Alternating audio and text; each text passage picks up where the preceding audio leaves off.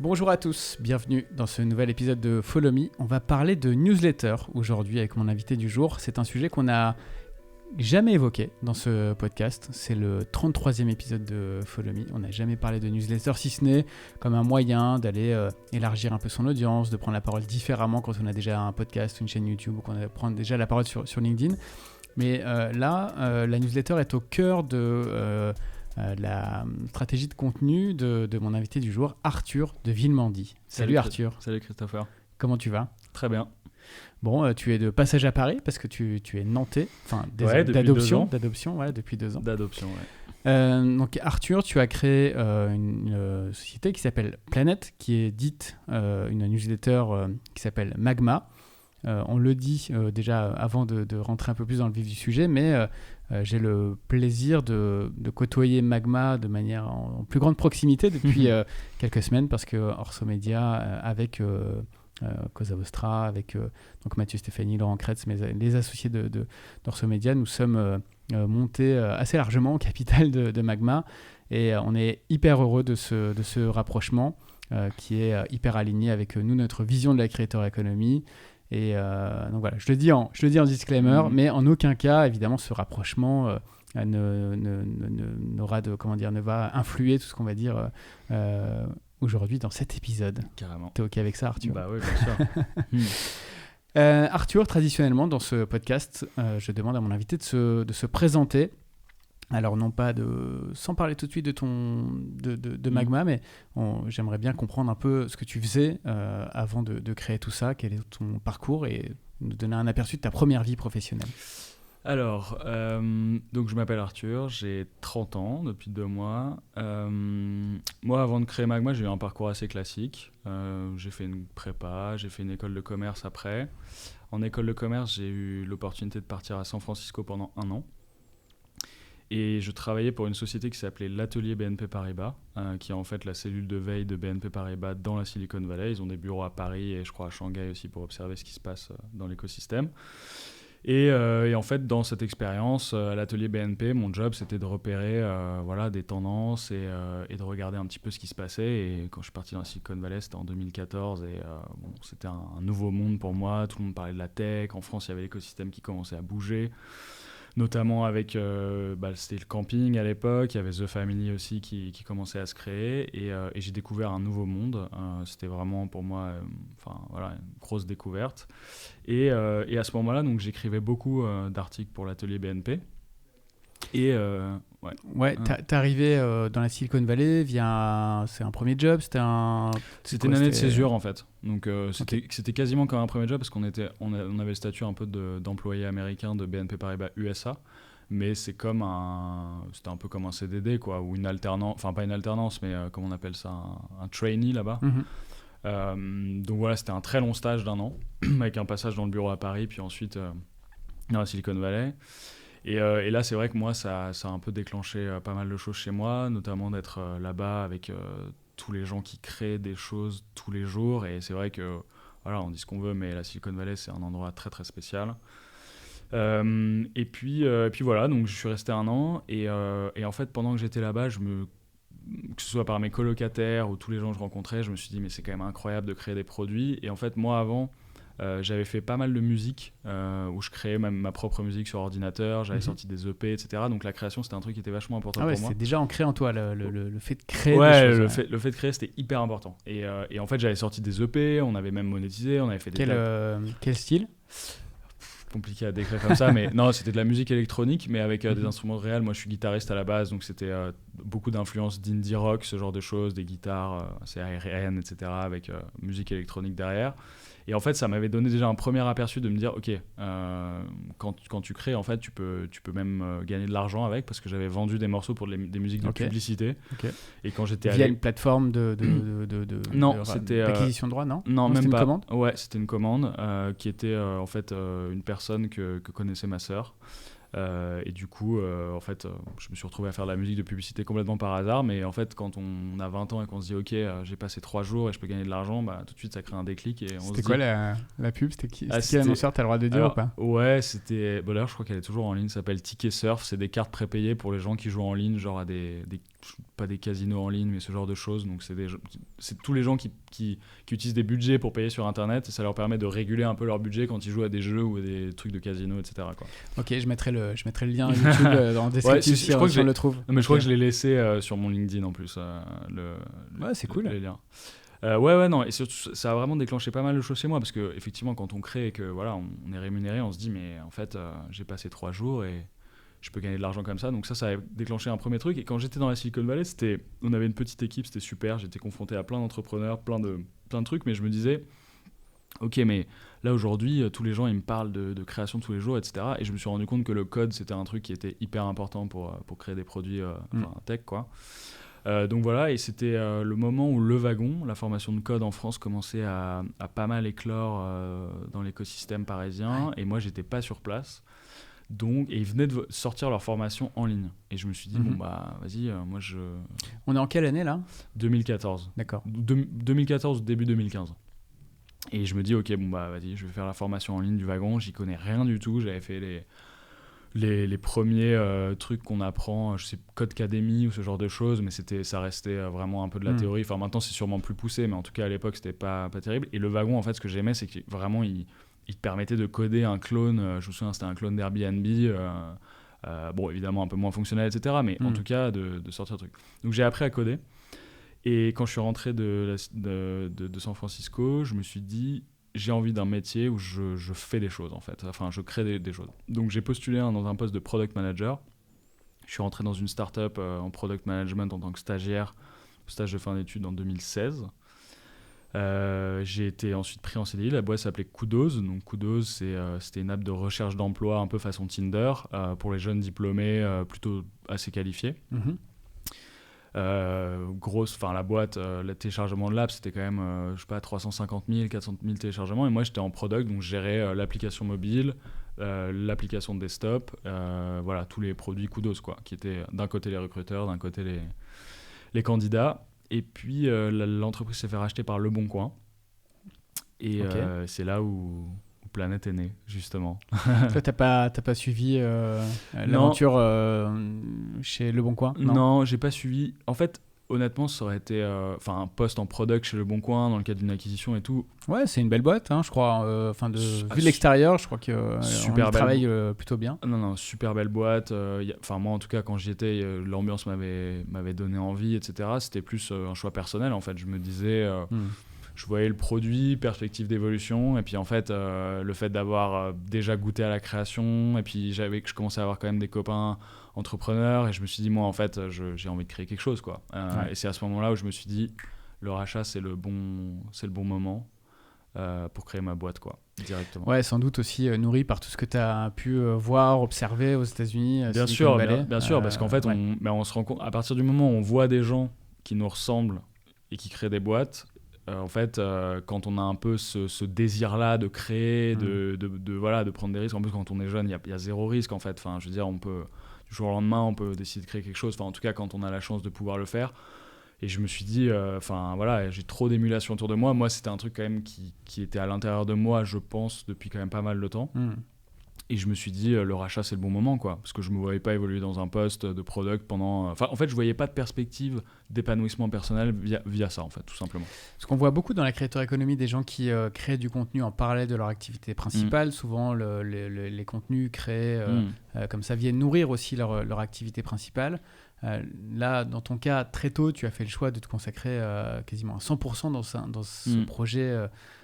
Planète, une question ultra pragmatique, avec quoi tu vivais ? Parce que quand tu t'es bien placé pour savoir que quand tu montes ta boîte, t'as que dalle. Ouais, non, bien sûr. Surtout que moi, j'étais quand même salarié très peu de temps dans ma vie finalement, parce que c'était un stage de fin d'études. Je suis resté au total dans la boîte 1 an et 4 mois de mémoire, donc j'ai eu une rupture conventionnelle, donc ce qui m'a évidemment aidé. Je suis retourné quand même chez mes parents, hein, donc c'était quand même un sacré changement. Sûr, ouais. Mais grâce à ces mois de chômage, en fait, ça me laissait une fenêtre de tir et je me suis dit, en fait, c'est tout ou rien, quoi. Faut y aller à fond. J'avais rien à perdre parce qu'au pire, ce qui peut toujours se passer, ça rate. Je retrouve un emploi pendant un temps, le temps de retrouver, je sais pas, des nouveaux associés, une nouvelle idée, de réfléchir sur moi-même, etc., quoi. Mais à ce moment-là, je me suis dit, ok, bon, bah, j'y vais. Après, c'était pas une période où j'étais très serein financièrement, etc., mais Mais en fait... Mais comme on l'est rarement aussi à cet âge-là, Exactement. dans la vie professionnelle. Exactement. Et je me considérais justement avec quelqu'un qui a plutôt beaucoup de chance de pouvoir revenir chez ses parents, avoir une rupture conventionnelle, d'être éduqué, qualifié, entouré par des gens qui ont vachement d'ambition, etc. On se dit, bon, en fait, non, le risque, c'est pas un truc c'est une vue de l'esprit. Hein. Enfin, je veux dire... Tes parents ont compris cet esprit d'entreprise, ils étaient entrepreneurs eux-mêmes ou... Non, pas tout de suite. Non, honnêtement, ils se sont vraiment demandé ce que je faisais parce que pour eux, ils se disaient ok, il est parti dans la Silicon Valley, il avait un poste de product manager. En plus, à l'époque, c'était un job qui existait déjà bien sûr en France, mais c'était quand même D'ailleurs, il y a toujours une tension sur ce marché-là. C'était un nouveau métier. C'était un nouveau métier, plutôt très demandé dans l'écosystème des startups, etc. Donc, quand je leur ai dit, je m'en vais du Bon Coin, je vais faire une newsletter en plus gratuite. Bon, ouais. Voilà quoi. Alors justement, explique-nous un peu Planète, ce que c'était à ses débuts. En fait, Planète, c'est une idée assez bête. Hein. C'est que moi, j'observais tout ce que j'avais vu aux États-Unis en termes de médias et même de contenu que nous, on écrivait en étant aux avant-postes de ce qui se passait là-bas. Je me suis dit, en France, en fait, les news tech et business, on était un peu tiraillés entre deux trucs. Il y avait les médias traditionnels dont on hérite, donc les Échos, je sais pas, Capital et ce genre de choses, les médias business.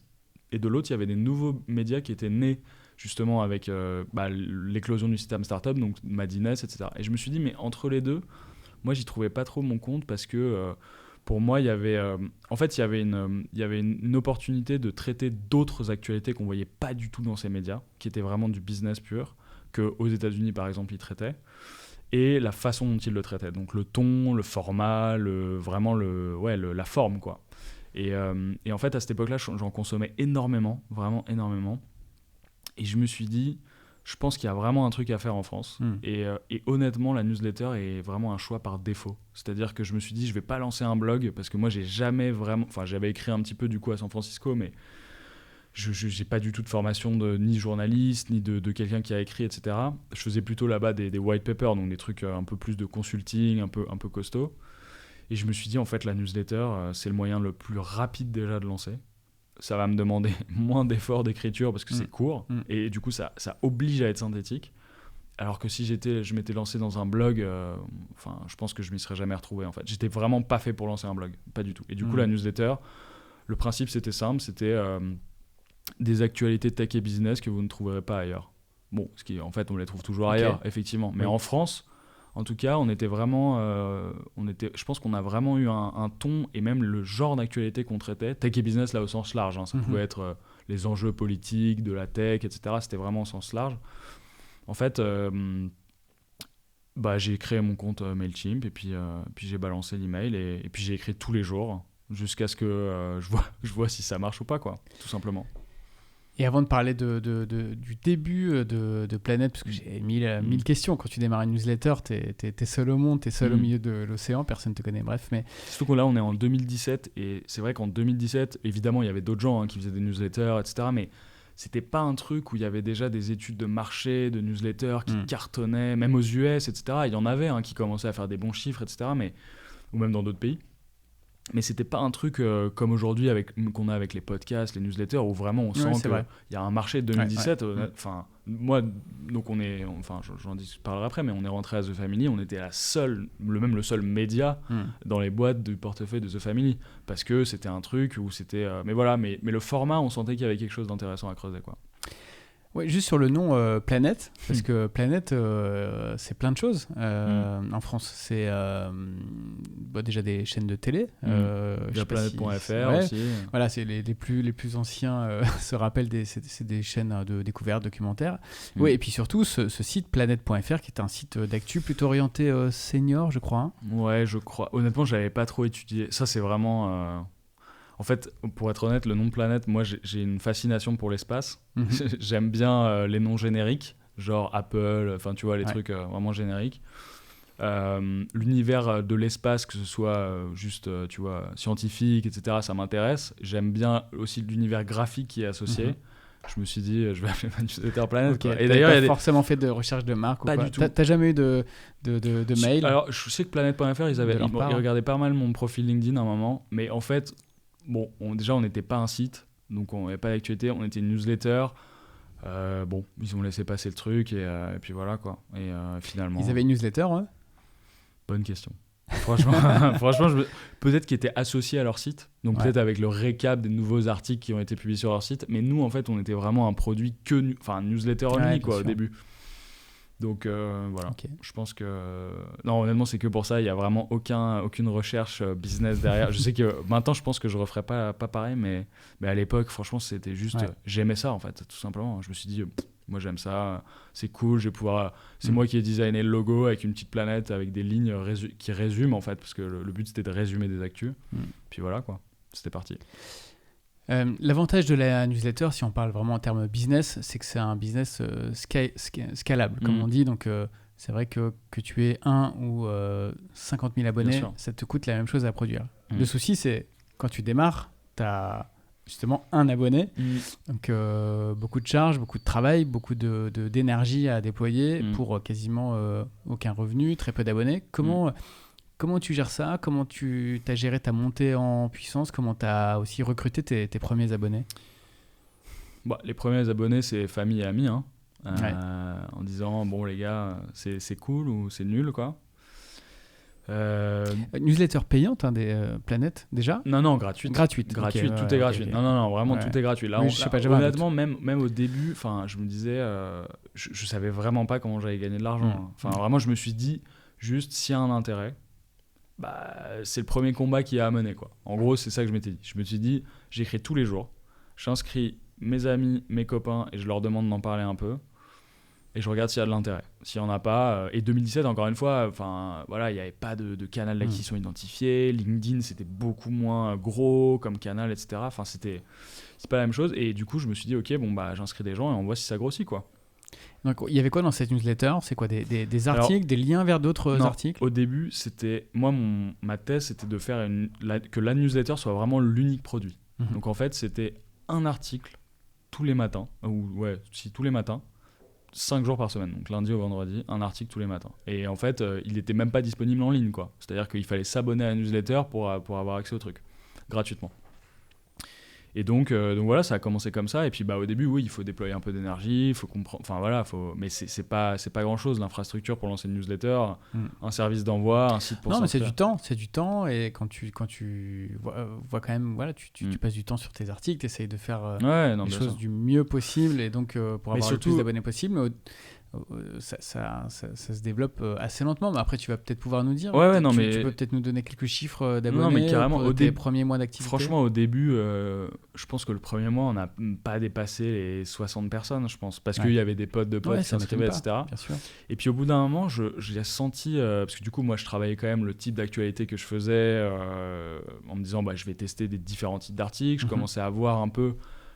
Et en fait, moi, je déteste écrire des trucs longs et je suis très synthétique. Et je me suis dit, en fait, je pense que la valeur du truc, c'est d'être synthétique. C'est vraiment, ça paraît complètement con comme constat, mais c'était vraiment le truc. C'est que je me dis, plus je suis court et sharp dans l'écriture, donc consistant et juste, tu vois, il n'y a pas de phrases en l'air, il n'y a pas de blabla, il n'y a pas trop de mots, il n'y a pas trop d'adjectifs, etc. Si je vais droit au but et si je traite de trucs intéressants, j'ai gagné le premier combat, quoi. Donc voilà.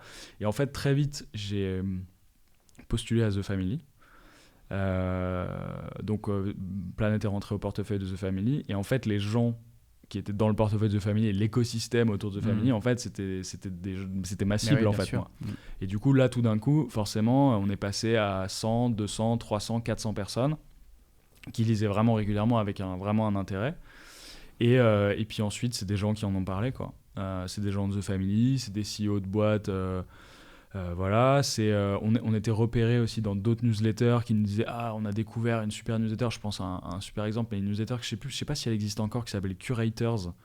Curators, comme son nom l'indique, c'est qu'ils font de la curation soit de films, soit de livres, soit de trucs comme ça. Ça a été lancé par plusieurs personnes et à l'époque ils avaient 12-13 000 abonnés, quoi. Donc c'était déjà pas mal et surtout les gens le suivaient pas mal. Ils avaient Feature Planet et je me rappelle, j'avais gagné 200 abonnés en 3 jours, j'étais au 7e ciel, quoi. Et voilà, donc on est rentré à The Family et là tout d'un coup ça a commencé à prendre. On a travaillé notre format, j'ai travaillé le format. Je suis passé de une actu par jour à écrire moins parce que je me suis rendu compte que les gens, en fait, ils étaient saoulés.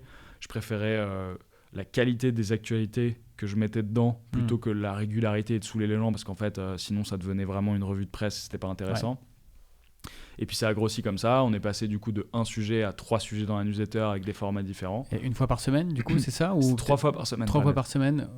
Donc, tu es passé de le quotidien à 3 fois par semaine. Ouais, Okay. lundi, mercredi, vendredi. Et puis c'est aussi par un souci de production. Hein. C'est qu'écrire tous les jours, c'est usant. Et en fait, je me disais, non mais j'ai pas quelque chose d'intéressant, vraiment suffisant. Ouais, des fois, tu as l'impression juste de remplir une Exactement. case vide. Et ça c'était vraiment ce que je voulais pas, quoi. Parce que déjà, la quantité d'informations produites aujourd'hui, elle est colossale, que ce soit par les médias ou par plein d'autres trucs, hein, des apps, les feeds, les machins, etc. Enfin, c'est un vrai sujet, je pense. Et moi, je me disais, si j'avais pas de valeur ajoutée à apporter, les gens, ils vont plus me lire, ils vont plus me faire confiance, et moi, en plus, je vais me faire chier, quoi. Et du coup, voilà. Et là, tu n'as toujours pas gagné un seul euro avec ta newsletter, parce que Non. The Family peut peut-être t'accompagner avec du conseil, l'accès à un réseau, à une infrastructure, je sais pas, mais ne te finance pas. Non, là, j'ai pas gagné 1 euro, et là, on se dit, je me dis, comment je vais faire. Et là, en fait, il y a 2 trucs qui s'ouvrent à moi. L'audience commence à grossir jusqu'à 2-3 000 abonnés, comme ça, organiquement. Et je me dis, je vois directement en regardant tout simplement les adresses email, je me dis des gens, je me dis, il y a quand même vachement de monde qualifié, quoi, dans cette base. Premier constat.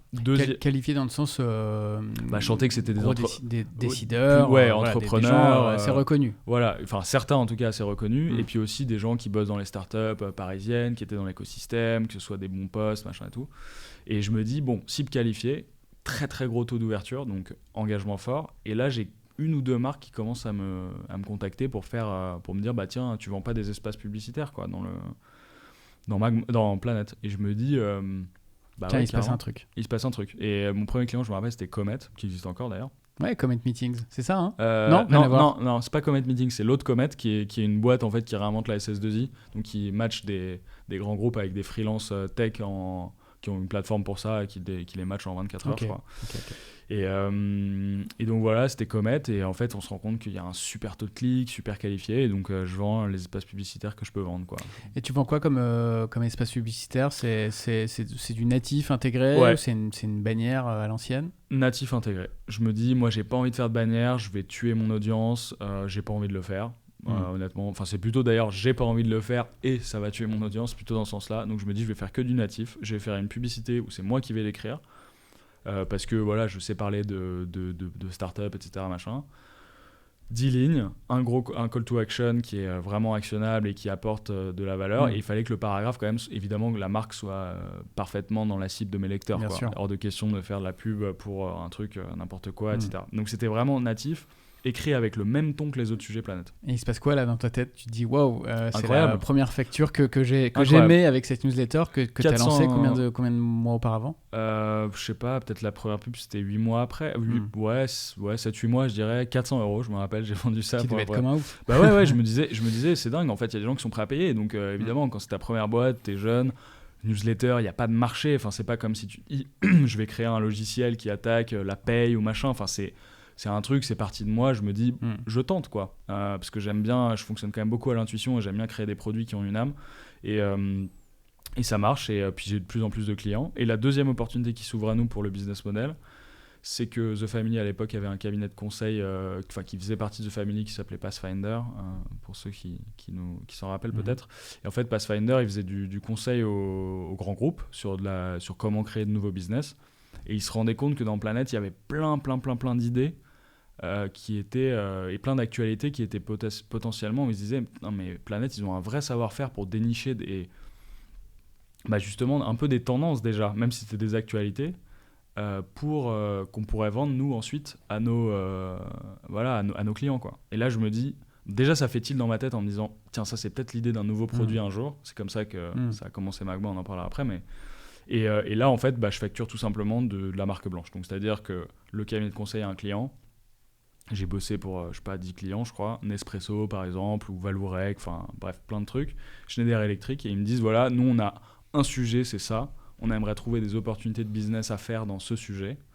Qu'est-ce qu'on fait ? Et donc, moi, je rédigeais un truc en marque blanche, tu vois, un document avec, nous, on a observé telle actualité, telle opportunité business, parce qu'il y a telle startup qui commence, machin et tout. Et je me dis, ça, j'arrive à le monétiser.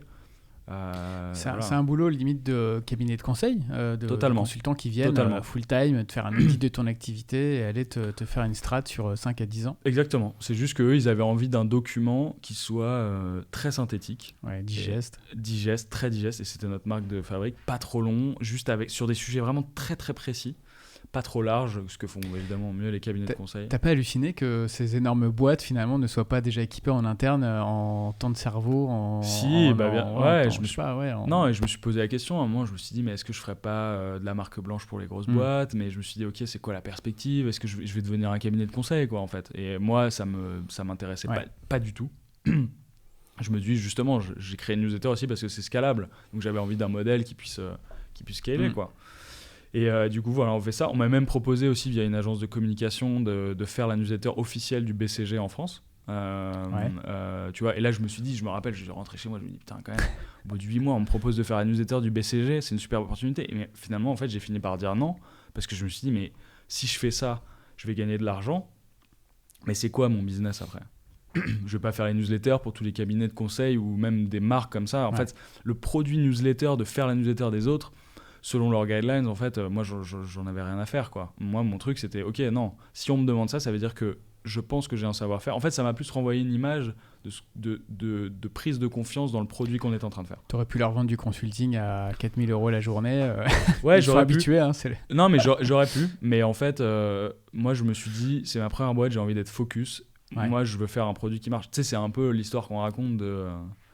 en fait, tu fais un produit B2C, ça marche pas, et puis tu finis par faire du consulting en B2B, quoi. Tu vois. Il y a beaucoup de boîtes qui font ça. Et honnêtement, je veux dire, ça crée des super boîtes, des fondateurs sont heureux, etc. Mais moi, c'était pas mon truc, quoi. Moi, j'avais vraiment envie que mon produit marche, quoi. Enfin, consumer, c'était mon truc. J'aime bien les produits qui sont distribués en B2C.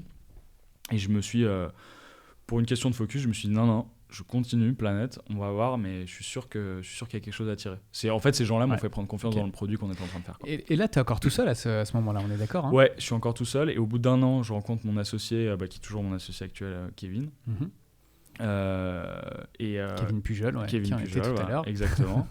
et Kevin, le fit est immédiat. Kevin, il vient de quitter Google, il a bossé chez Amazon. Je sens que voilà, il est super sharp, il est intelligent, il a envie d'écrire, il est vachement à fond derrière le produit que je fais, il est abonné. Et je me dis, ok, bon bah, let's go, quoi. Je lui dis, bah, tu sais quoi, essaie d'écrire un truc et on voit ce qui se passe. Et aujourd'hui, 4 ans après, il est toujours là, quoi. Et voilà. Alors, comment tu switches de Planète à Magma, et pourquoi avoir switché? Pourquoi ne pas avoir gardé Planète que tu gardes finalement, que tu switches en modèle payant? Ouais, non, c'est sûr. Alors, Magma, du coup, c'est une newsletter payante de 129 € qui donne des tendances et des opportunités business. Bon, pas que, aussi des stratégies, etc. Mais c'est vraiment une sorte d'intelligence service pour les gens qui sont entrepreneurs, investisseurs, et même des curieux, des business curieux au sens large, quoi. Mais et en fait, au bout d'un moment, le business publicitaire, il commençait à tourner, etc. Mais je commençais à faire un peu des économiques, et je me dis, et en parlant aussi avec d'autres gens qui ont des newsletters plus grosses, je me dis, en fait, pour vraiment que ce soit rentable, il faut des grosses audiences, en fait. Et nous, mine de rien, avec Kevin, on était attachés à une ligne éditoriale assez précise, et on se dit, si on veut des énormes audiences, on va devoir changer notre ligne édito, premièrement. Deuxièmement, on n'avait pas forcément envie de se mettre vachement en avant comme peuvent l'être, tu vois, des youtubeurs ou ce genre de choses, et du coup faire des très très grosses audiences. En fait, c'était pas aussi dans notre ADN personnel, tu vois, vraiment de créateur, etc. Et je me dis, le business il tourne, et franchement on facturait bien, et on avait on a bossé avec, je sais pas, une 30aine de clients, et ça tournait bien, quoi. Mais pas assez rentable. Et je me dis, ok, c'est quoi la prochaine étape que nous on veut, et en termes de business. Et en fait, les constats, ils étaient assez simples. C'est audience très très qualifiée. Donc potentiellement, on pourrait leur apporter des trucs encore mieux pour cette audience, quitte à sacrifier une partie. Deuxièmement, le business model de la publicité, ça nous allait plus, que ce soit en termes de business et, comme je viens de le dire, au niveau personnel, quoi. Et on se dit, on voit que les newsletters payantes, c'est possible, quoi. Et puis avec Kevin, je lui dis, écoute, tu sais quoi, on va envoyer un mail à nos abonnés Planète en disant, voilà, on va sortir une newsletter bientôt, ça va s'appeler Magma. Et voici le pitch. Vous remplissez ce questionnaire si vous êtes intéressé, ça sort bientôt, quoi. Et puis là, on avait, je sais pas, peut-être 16 000 abonnés à Planète et on reçoit, je sais plus, 2500 réponses du questionnaire. Ah oui, c'est beaucoup. Ouais, Beaucoup. ouais, c'est beaucoup. Avec des gens qui remplissent donc leur âge, qui font dans leur vie, pourquoi ils utiliseraient un produit comme Magma, etc. Donc on avait un petit peu de data. Et là, je me dis, ok, c'est bon. Déclic, je me dis, tu sais quoi, moi je veux un modèle sain, nous c'est ce qui nous plaît, on sait qu'on va pouvoir apporter de la valeur de dingue et encore plus se spécialiser, parce qu'en fait, quand tu fais de l'actualité tech et business, même si t'es bon, t'es quand même en concurrence avec tous les médias traditionnels. Ouais. Et encore une fois, c'était pas dans notre ADN, ni d'entrepreneur, ni... on sentait que c'était dur, quoi, enfin quand même.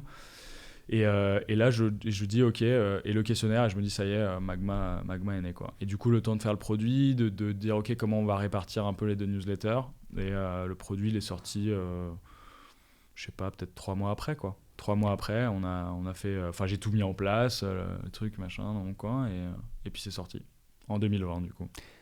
Ok. Ouais, février 2020. En remplacement de ta newsletter Planète ou alors, d'abord en plus. Ouais, d'abord, on a cohabité. Parce que, évidemment, Planète nous servait d'outil d'acquisition pour nos premiers abonnés, quand même. Deuxièmement, parce qu'on avait encore des clients qu'on devait... Enfin, qu'on avait déjà schedule, etc. Et puis, on se disait... Moi, j'aime bien être à 100% dans un truc. Donc, je savais que dans tous les cas, sauf si Magma marchait absolument pas, mais vu les réponses, etc., je me suis dit, bon, le produit, au début, Magma, il va être nul, mais on va finir par faire un truc bien, quoi. Et au début, donc, il y avait les deux. Sauf que je me suis dit, on va réduire vraiment le contenu sur Planète. On avait même réduit la fréquence. On faisait que 2 fois par semaine et on diminuait le nombre de sujets à l'intérieur. Et ça, c'était sciemment, parce que comme ça, on avait moins de travail. Parce que moi, de l'autre côté, j'écrivais encore sur Planète, mais de l'autre côté, il fallait que j'écrive sur Magma. Sûr. Et là, la valeur ajoutée, en plus, au début, Magma n'était pas du tout le produit qu'il est aujourd'hui. Donc, c'était des très, très gros rapports sur des secteurs. Enfin, on avait vraiment reproduit des trucs limite Gartner, quoi. Ouais, vous étiez peut-être dit, plus on en met, plus nos abonnés en auront pour leur argent. Exactement. Alors que finalement, c'est peut-être pas ça qu'ils venaient chercher. Et c'est vraiment ce qu'on s'est dit. Je me suis dit, je vais leur faire des rapports incroyables, machin... Et en fait, les gens, c'est trop long, quoi. Enfin, c'est beaucoup, beaucoup trop long. Et ça, je l'ai fait juste parce que je pense que c'était un manque de confiance, quoi. Truc un peu à la con, mais tu manques de confiance, tu sais pas, tu te dis, bon, allez, je vais leur en mettre, ils en auront pour leur argent, parce qu'on avait tout de suite décidé de pricer assez haut, parce qu'on avait, juste, nous, on croit en la qualité, quoi. Et la qualité, ça a un prix, surtout sur des produits de niche comme ça, avec une cible qui est très déterminée. Et je me suis dit, voilà. Et en fait, on s'est rendu compte, évidemment, au fur et à mesure que, non, ils voulaient... plus de sujets, mieux creuser, enfin voilà, le format mieux fait, etc., quoi. Et comment tu te rends compte de ça ? Tu les interroges, tu as du feedback naturel de leur part. Comment tu t'en rends compte ? Alors au début, on a fait un truc tout con, c'est que, et d'ailleurs qui est toujours en place aujourd'hui, c'est qu'à la fin des newsletters, il y a 2 emojis, un qui fait la gueule et un qui sourit. Et au-dessus, il y a marqué tu as aimé le contenu de cette newsletter ou tu as aimé cette newsletter, donne-nous ton avis. Et mec, s'il clique sur l'emoji qui fait la gueule, ça le renvoie vers un Google Doc, un Google Form particulier, et pareil, un autre pour l'autre. Très bonne idée. Et ouais, c'est enfin, il y a la con, hein, mais en tout cas, ça, tout de suite, en fait, il y a eu des gens qui nous ont répondu, quoi, donc j'avais fait une liste de questions, etc., qui étaient vraiment des questions basiques, hein. Au début, c'était pourquoi, enfin, vraiment, j'avais pas trop travaillé le truc. Et puis ensuite, évidemment, il y avait des gens qui nous répondaient par email. Donc, dès que ces gens nous faisaient du feedback, moi, je leur disais super intéressant, est-ce qu'on peut s'appeler, quoi ? Et j'appelais tous les gens. Enfin, tous les gens qui étaient, en plus, généralement des ex-abonnés de Planète qui voulaient passer sur Magma parce qu'ils aimaient beaucoup ce qu'on faisait. Et je les appelais tous, quoi. Je leur disais, ah ouais, pourquoi ? Tu trouves qu'il n'y a pas assez de valeur ? Qu'est-ce que tu as aimé dans l'article ? C'est trop long, c'est trop court ? Qu'est-ce que toi tu recherches ? Tu cherches quoi comme niveau d'information ? Est-ce que tu veux qu'on aille très, très, très, très, très, très loin, mais du coup, ça va être long ? Ou est-ce que tu veux juste avoir un panorama ? Et au fur et à mesure, là on est dans le confinement, premier confinement. Moi je suis confiné, je suis à fond, quoi. Je suis à fond, je fais que ça toute la journée, enfin tous les jours de la semaine et en fait j'ai rien à perdre, quoi, tu vois. J'appelle tout le monde et je me dis avec tout le feedback qu'on fait, je vais réussir à faire un produit. Et là en fait aussi à ce moment-là, je suis tout seul à écrire sur Magma. Magma c'est vraiment que moi pendant 6 mois, enfin pendant quasiment 6 mois, c'est que moi. Donc tu vois, j'ai mon truc. Et puis juste, il faut que ça marche, quoi. Il faut que ça marche et que ce soit intéressant pour les gens et qu'ils aient envie de payer 20 €, quoi. Donc voilà. Tu t'étais mis des marqueurs en termes de temps. Tu t'étais dit, je sais pas, au bout d'un mois, il faut que j'ai tant d'abonnés, au bout de 2, au bout de 3, au bout de 4, pour vraiment essayer de mesurer si ça marche ou pas. Le nouveau projet est un succès ou pas, ouais. Non, franchement non. Et en fait, il y a un truc qui dit success is obvious. Parce que ce truc-là, ça veut dire en gros, ton product market fit, c'est tu sais quand tu l'as, quoi. Tu vois. Et en fait, là, on l'avait. Enfin, tu vois, tout de suite, c'était le Covid. Et du coup, dans Planète, on faisait des petites des petites paragraphes comme ça qui disaient vous voulez savoir comment le Covid va redéfinir le business qui est en train d'éclore, etc. Inscrivez-vous à Magma. Et en fait, on a vachement axé sur toutes les tendances du Covid qui n'en étaient pas vraies, qui n'étaient pas vraies avec le Covid, ou qui sont accélérées peut-être. Voilà, exactement. C'était beaucoup plus de la confirmation de trucs qui étaient déjà latents. En fait, le Covid, c'était juste un accélérateur formidable de plein de trucs. Enfin, formidable dans les deux sens d'ailleurs. Enfin, après, aux gens de juger, formidable quoi. au sens important. Exactement, significatif, quoi. Et voilà. Et en fait, tout ça a fait une acquisition tout de suite vachement grande. On était un modèle mensuel au début, et puis les gens avaient envie de comprendre ce qui se passe. Et moi, je me suis dit, j'ai senti le truc, je me suis dit, moi, je vais essayer d'être celui qui... Enfin, Magma va être la newsletter qui va les éclairer sur les tendances business qui sont en train de se passer et les opportunités, quoi. Et là, tout de suite, ça a matché et j'ai senti le... Enfin, tu le sens, quoi. Tu vois, tu sens qu'il y a des gens qui t'écrivent, il y a des gens qui payent...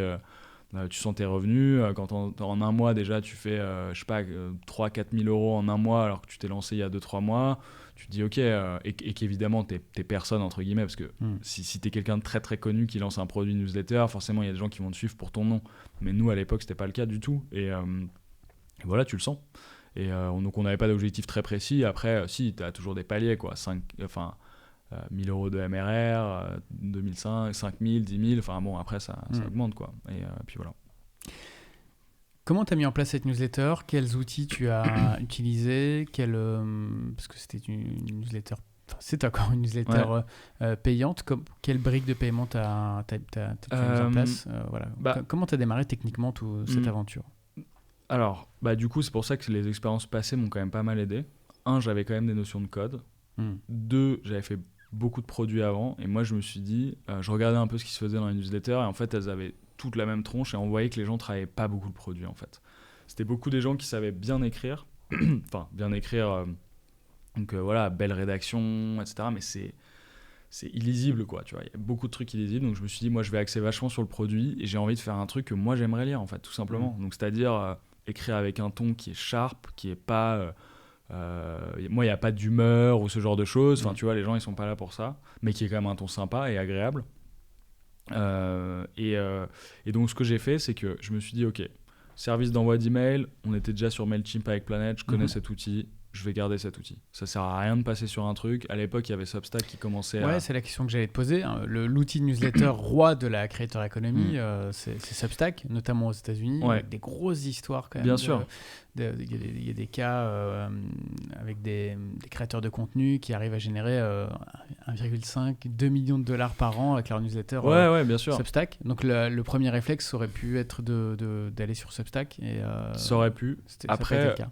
Non, ça n'a pas été le cas. Après, tu as aussi des mecs qui font 2 millions par an avec des newsletters qui sont sur des outils super old school. Ouais, super old school, en fait. Ça dépend de la valeur que tu apportes. C'est pas parce que tu es sur Substack que tu vas marcher. Et puis Substack, moi, je connaissais pas l'outil. Je regardais les newsletters que je recevais où j'étais abonné, qui étaient elles sur Substack, et je voyais qu'elles avaient toutes la même gueule. Et je me suis dit, mais comment tu fais pour te différencier si toutes les newsletters, elles ont la même police, la même mise en page, le même truc. Enfin, il y avait vraiment tu peux pas customiser ton produit, quoi. C'était pas possible. Et en plus, ils prenaient 10% de tes revenus. Ce qui doit être toujours le cas d'ailleurs aujourd'hui. Et donc, moi, je connaissais mon outil, Mailchimp. Je me suis dit, ok, ce qui manque, c'est là de la vraie... Enfin, on va vraiment travailler la tête de la newsletter et le produit. Donc, je l'ai designé moi-même sur Sketch, parce que j'avais fait du produit avant sur Sketch. Enfin voilà, quoi, j'avais designé des produits B2C qui étaient in-app, donc j'avais des notions. J'ai commencé à la coder moi-même, parce que les emails, c'est vraiment du HTML bête et méchant, mais c'est assez difficile parce qu'il faut que ça passe sur tous les clients email. Donc moi, j'ai codé le truc, et en me prenant la tête, parce qu'il y a 10 000 versions de Outlook, des 2002, des machins, je me suis dit, en fait, je vais jamais y arriver sans personne, donc j'avais déjà codé le truc moi-même.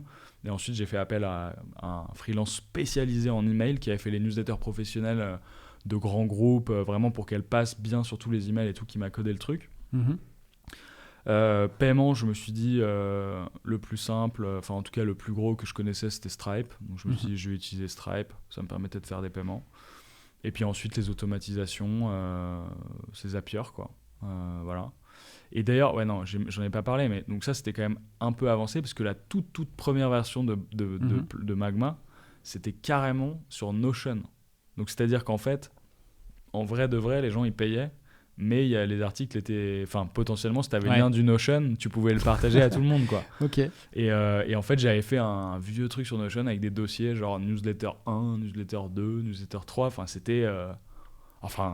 Et t'envoyais quoi par mail, du coup comment t'envoyais le contenu d'une page Notion dans un mail Non, bah en fait, j'envoyais le contenu dans l'email. Sauf que comme au début, on faisait des rapports, je me suis dit, je vais pas faire un rapport de 4000 mots dans une newsletter. Les gens, ils vont. Enfin, c'est trop long, quoi. Donc, il y avait des petites sections avec des petits liens sympas dans la newsletter. Et à un moment, il y avait un paragraphe natif où j'écrivais c'était le dossier, ou je sais plus comment j'appelais ça.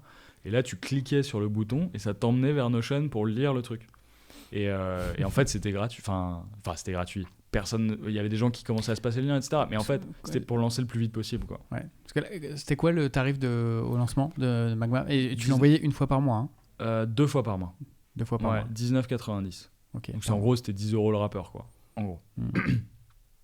Et tu as arrêté d'utiliser Notion parce que tu avais quoi, trop de déperditions, parce que tu t'es dit non, c'est quand même un bricolage, c'est pas. Alors c'est déjà, pas c'était adapté. un bricolage, donc il fallait que le produit il step up aussi. Puis surtout, toutes les désinscriptions, tout était fait à la main. C'est-à-dire que vraiment, il y avait des gens, ils m'envoyaient l'email, j'avais un Notion avec un tableur, enfin comme un Excel, quoi, tu vois, et avec des gens qui disent, bah lui, il doit se désabonner à telle date, et du coup à telle date, tous les jours, j'allais dans mon truc, je me dis, ok, bah quelles sont les personnes que je dois désabonner, donc je les désabonnais dans Stripe. Non, c'était vraiment bricolé, quoi. Mais bon, j'avais pas le choix, quoi. Enfin, au début, je me suis dit, ok, faut que le produit sorte vite et tout. Moi, j'aime bien sortir les trucs vite et voir s'il y a moyen d'intérêt. Et quand j'ai vu que là, il y en avait vraiment beaucoup, ça me prenait des heures et des heures. Je me suis dit, ok, bon, là, on va quand même. T'es resté combien de temps sur Notion avec ta newsletter ? Je sais pas, au moins 2 mois. Ouais. Au moins 2 mois, franchement. Et puis après, voilà, j'ai tout mis en place. Donc, le beau template Mailchimp, j'ai arrêté les rapports, donc j'ai arrêté Notion. Donc au début, tu pouvais même pas consulter les archives de la newsletter. Juste, tu recevais, point barre. Pas de site, rien.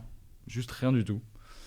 Mais bon, les gens s'abonnaient, quoi. Donc je me suis dit, bon bah voilà. Et le site, la plateforme Magma, etc., le cleaning, ça s'est arrivé en novembre-décembre 2020, quoi. Donc tu vois, alors que le lancement, la première newsletter Magma, c'était tout début février, je crois, 2020. Donc tu vois, il s'est passé quand même pas mal de temps. 10 mois, quoi.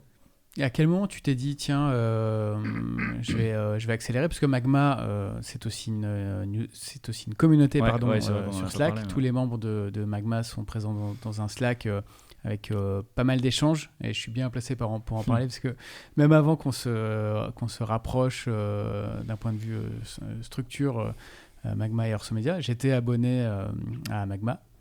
Payant, et moi je suis un fan absolu de cette newsletter, et c'est vrai que cette communauté Slack est très cool. On va peut-être pas leur dire les noms ici parce que c'est RGPD et puis par souci de confidentialité, mais il y a quand même des entrepreneurs et des noms que beaucoup connaissent, et se dire qu'on est à un clic de Slack de ces gros noms de l'entrepreneuriat, c'est très cool. Et puis effectivement il y a plein d'annonces. J'ai tel ou tel projet, je cherche un co-founder, je cherche un dev, je cherche un sales pour ma nouvelle startup. Enfin, il se passe quand même beaucoup de choses, et c'est hyper stimulant d'être dans cette communauté. Comment t'es venue cette idée de communauté ? Bah, en fait, c'est les gens qui s'abonnaient, quoi. Je voyais la qualité des entrepreneurs, et ce qu'on s'est dit avec Kevin, c'est que tous les jours, on est vraiment impressionné par ce que les gens font, ce que les gens construisent, qui sont des gens d'ailleurs parfois très très médiatiques, hein. Il y en a quand même un paquet, mais aussi dont on n'entend jamais parler. On se dit putain, mais eux ils construisent un truc, c'est dingue, quoi. Des mecs qui ont des apps, des business d'applications mobiles qui sont énormes, de e-commerce, de trucs, etc. Des entrepreneurs d'ailleurs il y en a plein hein, qui s'expriment pas sur LinkedIn ou dans des podcasts, etc. Ça en est rempli, et c'est là où on a découvert que vraiment la communauté était hyper qualifiée et surtout extrêmement intéressante, et on s'est dit on peut pas laisser ça sans la faire vivre, quoi. Et du coup on a fait 2 trucs. On a créé le Slack, Et on a une petite section dans la newsletter qui s'appelle Community News. Et tout de suite, quand on l'a lancé, c'est dingue parce que ça paraît vraiment une idée à la con. Mais tout de suite, j'ai reçu une avalanche de messages de gens qui disaient mais c'est génial cette section.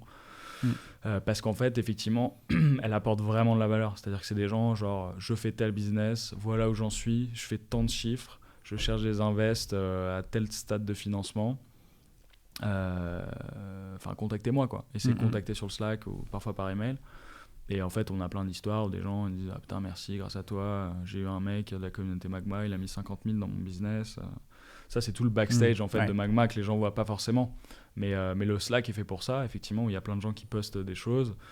Et c'est vraiment en fait on l'a fait parce que les gens nous l'ont demandé quoi. Enfin, on s'est dit putain, les gens ils nous écrivent des emails de dingue, comme quoi ils cherchent des choses, que Magma ça les motive pour passer à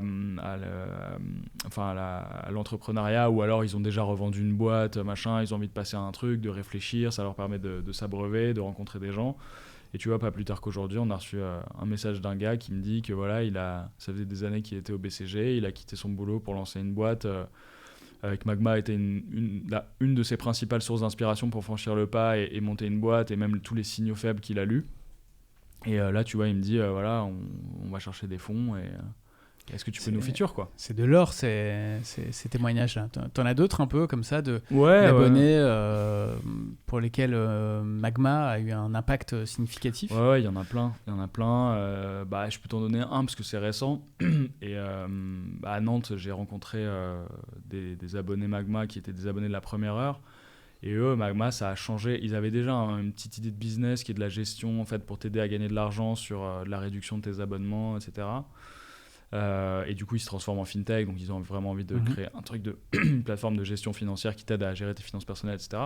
Qui existe déjà, qui s'appelle Origami. Et eux, pour eux, ça a changé la trajectoire parce qu'en fait, ils ont lu un signal. Et en fait, on a fait un signal faible et les opportunités business associées exactement sur leur thème. Et en fait, ça leur a permis de se dire mais en fait, c'est ça qu'on est en train de faire, quoi. Et du coup, ils ont changé de trajectoire complètement et ils ont levé de l'argent ensuite sur cette trajectoire. Et en plus, d'ailleurs, un de leurs investisseurs qui est Business Angel, c'est aussi un abonné de la communauté Magma. Et voilà, et aujourd'hui, c'est une boîte qui existe toujours. Et puis voilà, quoi. Donc, non, c'est génial. Et puis après, bon, il y a des gens, ils n'ont pas forcément besoin de Magma pour lever des fonds. Hein, il y a des très, très, très grands patrons qui sont abonnés, qui s'en servent aussi parce que en fait, ils trouvent des sujets dont ils n'ont jamais entendu parler. Ils sont en contact aussi, ils voient les entrepreneurs qui passent, etc. Enfin, il y a vraiment, vraiment un sentiment d'appartenance sur cette newsletter. C'est juste que nous, on a amené cette communauté par le contenu de qualité, en fait. Et vraiment, on essaie, on met toute notre âme. Et aujourd'hui, ce que disent les gens en numéro 1 sur Magma, c'est qualité, qualité, qualité, qualité, quoi. Vraiment. Et puis, évidemment, on n'a pas atteint nos limites, quoi. On pourrait encore mieux, faire encore plus, mais je pense que ça, c'est un truc qu'on a vraiment réussi, quoi. Parce qu'aujourd'hui, c'est 1300 abonnés en 2 ans, à peu près, hein, c'est ça. Donc, on est qu'au début de l'aventure. Ouais, bien sûr. Ensemble, d'ailleurs. Ouais. Non, bien sûr. C'est une question à laquelle tu n'es pas préparé, mais si tu devais donner 3 conseils à nos auditeurs, enfin ceux parmi nos auditeurs qui veulent lancer leur newsletter payante. Ouais. Effectivement, je suis pas préparé. Non, mais je pense que le premier truc, c'est définir l'objet de la newsletter. Il faut avoir on ne dit pas je vais lancer une newsletter sur les films et les séries. Ça, c'est trop large. Il faut lancer une newsletter. Pourquoi tu lances cette newsletter, en fait? Pourquoi tu as envie de parler des films et des séries? Ça va s'adresser à qui? Donc vraiment avec un objectif particulier. Après, évidemment, l'objectif, il se précise, etc. en faisant. Mais il faut lancer avec les newsletters qui sont juste trop larges, on va faire de l'actu, enfin c'est pas possible, quoi. Surtout en plus pour faire payer les gens. Enfin, je veux dire, les gens déjà ils ont du mal à payer les newsletters, les médias traditionnels, etc. Donc s'il n'y a pas une proposition de valeur qui est hyper forte, personne va payer, quoi. Ok. Le deuxième, c'est se lancer le plus vite possible. Et ça, mais ça c'est valable c'est pas moi qui le dis, hein, il y a plein de gens qui dans l'entrepreneuriat, il faut lancer le plus vite possible son produit.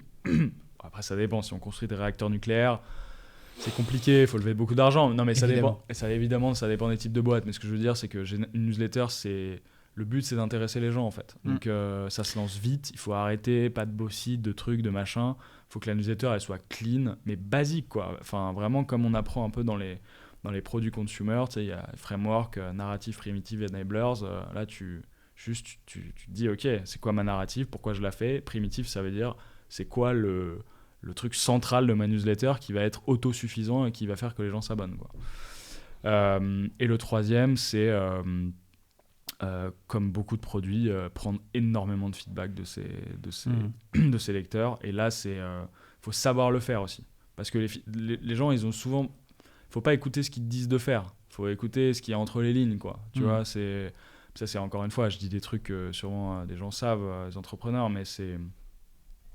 Enfin voilà, t'écoutes pas ce qu'ils te disent de faire. S'ils te disent ouais, moi j'aimerais bien un bouton bleu à cet endroit, bah non en fait. Enfin, s'il sert à rien. Par contre, il faut que tu arrives à comprendre dans ce qu'il te dit, c'est quoi son besoin en fait. Et c'est là le jeu, il est là quoi. Le game, c'est de savoir le besoin du mec, ou de la nana, et de réussir à y répondre.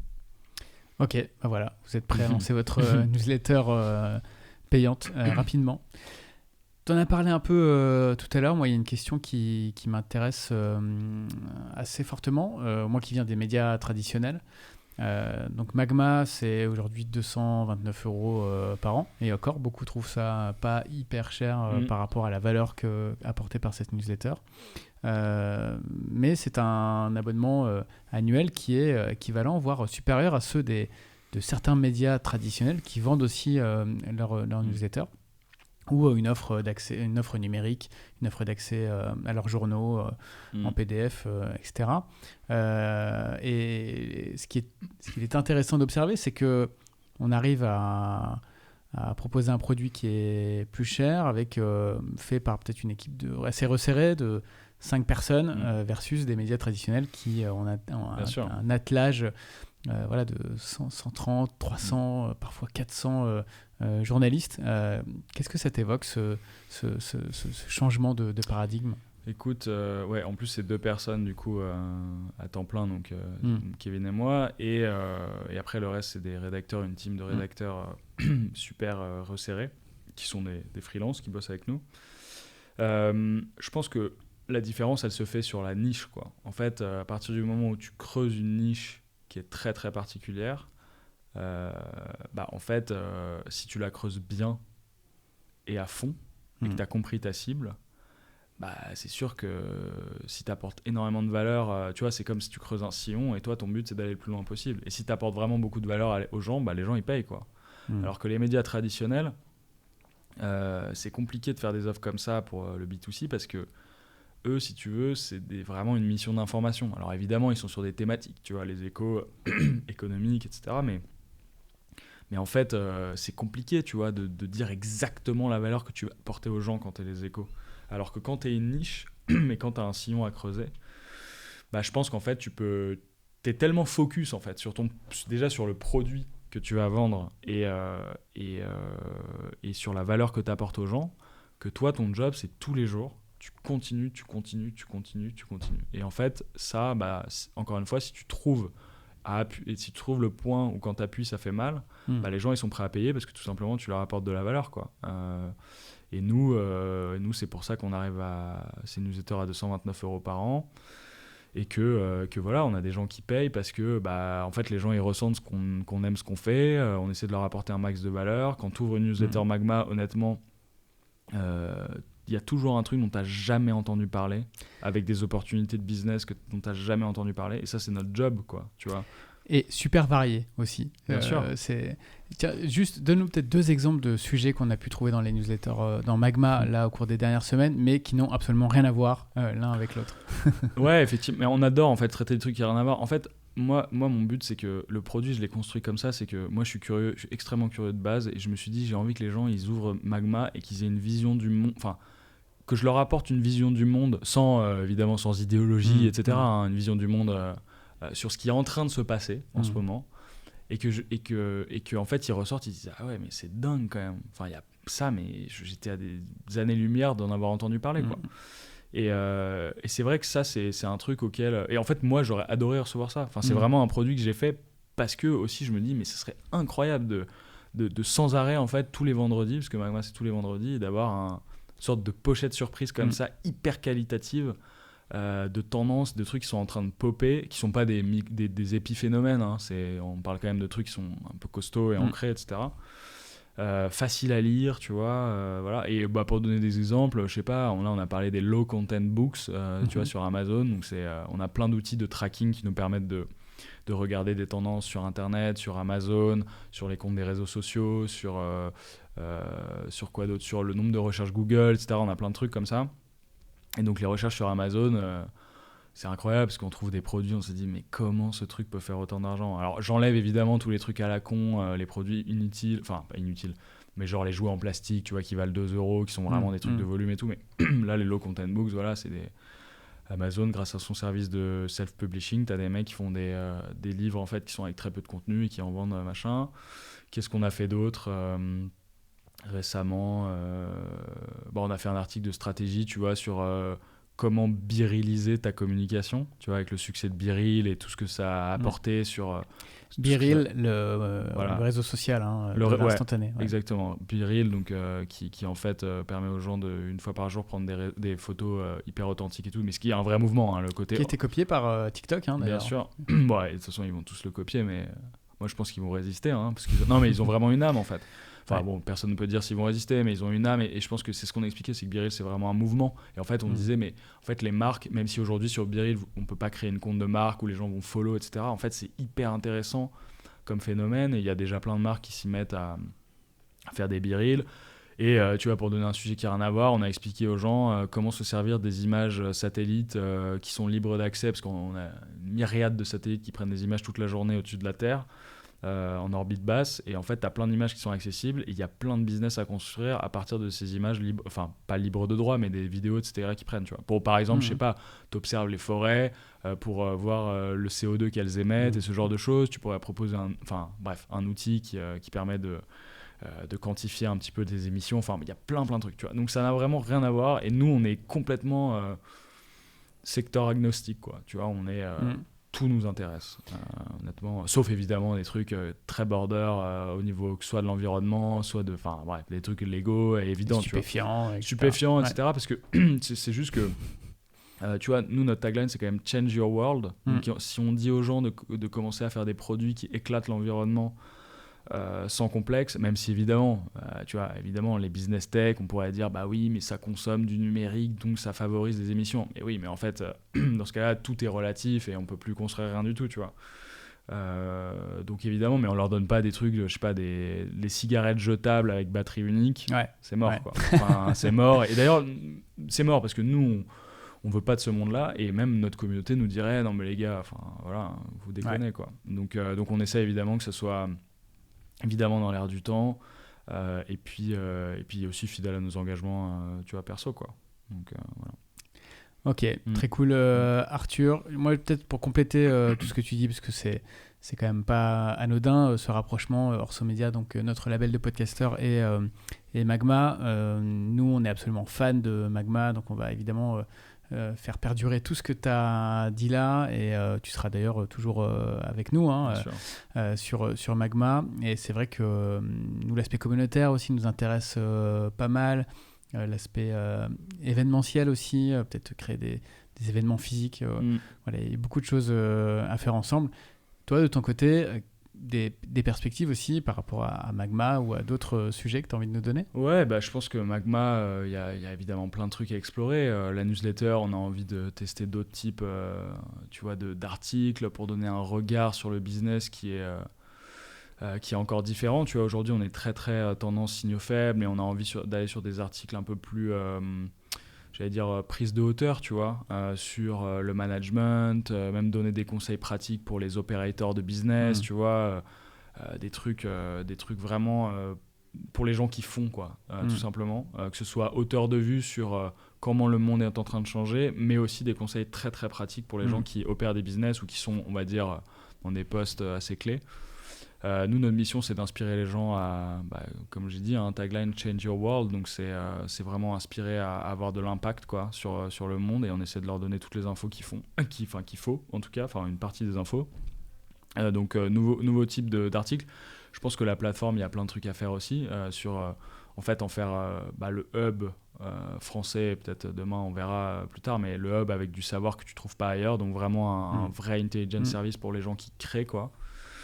Et puis l'aspect communautaire, évidemment, comme je disais, il y a tout un backstage de Magma avec des gens qui se rencontrent, qui lèvent des fonds, qui s'associent, qui s'aident sur des trucs, et je pense que ça, c'est un truc qu'on n'a pas assez, sur lequel on n'a pas assez appuyé, et c'est sûr que c'est là où Magma se dirige, quoi. C'est clair. On va le faire. Chers auditeurs, si vous avez envie de voir à quoi ressemble Magma, cette newsletter, sachez qu'il y a une offre d'essai gratuite, c'est 12 jours, 14 jours, donc 2 semaines. Accès à tout, la communauté, la plateforme et la newsletter. C'est ça, vous vous inscrivez et vous recevez, donc juste le temps de recevoir 2 éditions de Magma, de vous faire une idée, mais bon, j'ai aucun doute sur le fait que ça va vous plaire, parce que c'est vraiment canon et surtout unique sur le marché. Je mettrai un petit lien d'ailleurs, allez, ça fait pas de mal si vous voulez vous abonner directement. TheMagma.co, donc .co. Et il est même possible que je vous mette un petit code promo à effet. J'ai vraiment l'impression d'être un influenceur quand je fais ça. C'est clair. Mais voilà, donc franchement, allez-y. Et même quand on bosse dans les médias, dans les creator economy, il y a plein de tendances. Enfin, c'est ça que je trouve intéressant. On a beaucoup parlé des décideurs, des entrepreneurs, des investisseurs. Mais en fait, savoir de quoi sera fait le monde de demain et d'après-demain, c'est quelque chose qui est utile pour, à tout niveau, dans toutes les professions. Il y a beaucoup de gens qui nous disent en fait, Magma, tout le monde devrait lire ça. Et en fait, bon, évidemment, c'est à prendre avec des pincettes, mais en fait, effectivement, je pense que bon, évidemment, c'est très business. Il y a plein de trucs qu'on n'aborde pas. On fait de business. Mais en fait, ça permet d'avoir si tu veux, un panorama, effectivement, de ce qui est en train de se faire aujourd'hui, avec des opportunités concrètes de choses qui peuvent changer le monde, mais aussi son monde. C'est pour ça qu'on s'appelle Change Your World. C'est que, en fait, demain, s'il y a un truc qui nous intéresse, en fait, on montre que c'est possible de créer sa boîte et dans ce secteur-là. Et c'est vrai qu'il y a des gens qui nous disent en fait, ce qui est dingue, c'est que ça me donne une vision du monde complètement que je connaissais pas, quoi. C'est-à-dire de qu'est-ce qui est en train de se faire vraiment aujourd'hui dans ce monde-là. Et voilà. Et du coup, je pense qu'il y a plein de curieux, évidemment. Il n'y a pas du tout que des entrepreneurs et investisseurs. Il y a plein de gens qui travaillent juste, qui sont intéressés par l'innovation. Énormément de curieux qui sont inscrits à Magma. Curieuses aussi, évidemment. Yes, merci beaucoup Arthur, on a passé 1 heure ensemble, c'est passé hyper vite, c'était vraiment très chouette. Merci à toi. Voilà, chers auditeurs, je vous rappelle que vous pouvez nous laisser une note sur les différentes plateformes, sur Follow Me. Arthur l'a dit, c'est bien d'avoir du feedback, donc donnez-moi aussi du feedback sur les différentes plateformes, vous pouvez m'écrire aussi. Et je vous dis à la prochaine. Salut Arthur, au revoir à tous. Salut.